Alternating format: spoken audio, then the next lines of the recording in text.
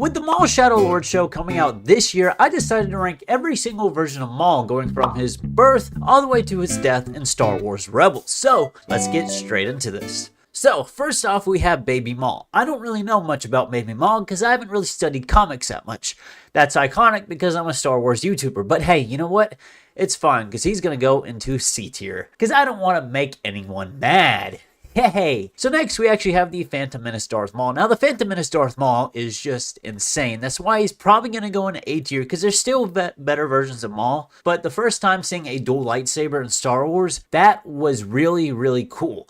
But whenever Qui-Gon and Anakin were running back to the ship on Tatooine and whenever Darth Maul went to attack Qui-Gon, that was sick. Especially that little duel scene whenever Qui-Gon hopped back up and almost took him.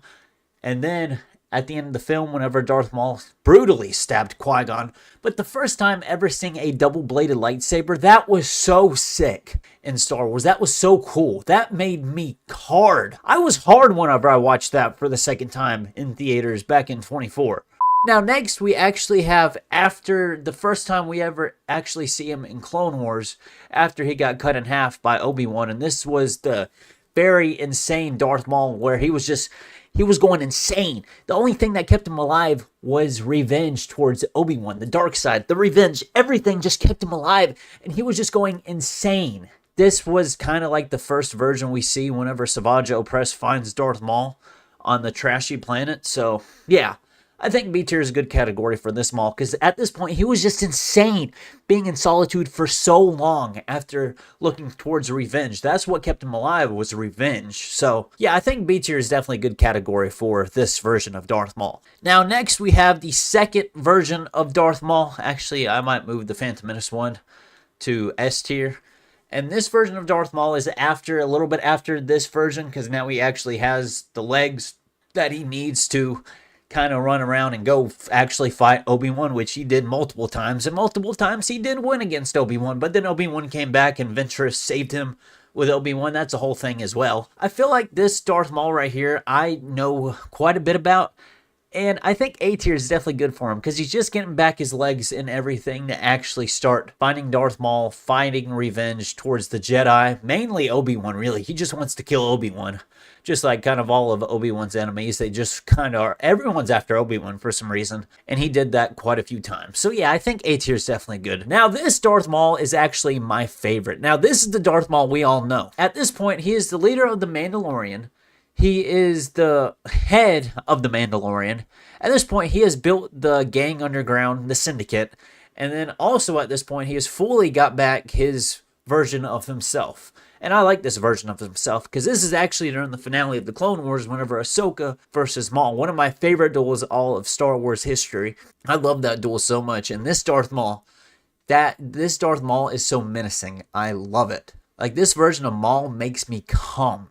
For some reason, my audio didn't record for this part, but I put the solo Darth Maul in C tier because the only thing he was really doing was the crime syndicate at this point in time, and this was between like the crazy time between Rebels and Clone Wars. So yeah, anyway, back to the video. Now next, this Maul just looks weird. I don't know what, I'll put him in A tier. I'm not really a huge fan of this Maul, I'm gonna be honest with you, so I may lower him than B tier. He's better than the insane Maul, but at this point in the timeline, this is the Darth Maul that sat in solitude on the Sith artifact planet with Ezra. He was going to take on Ezra as his apprentice, but then didn't, and he wanted to find Obi-Wan, which he did actually with Ezra, because Ezra came, and then Darth Maul, yeah, you get the whole point. Obi-Wan versus Darth Maul, which that fight was really, really cool as well.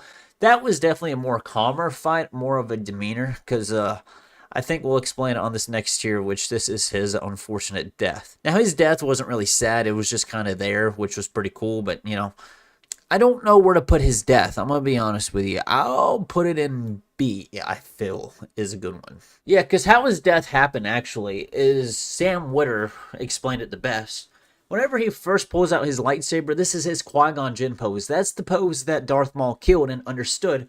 Obi-Wan pulled out the Qui-Gon Form 1, and then he said, no, that's a little, I'm going to fool you in order for you to come towards me. The next, he pulls out his old form back in the Clone Wars, like, hey, you remember me?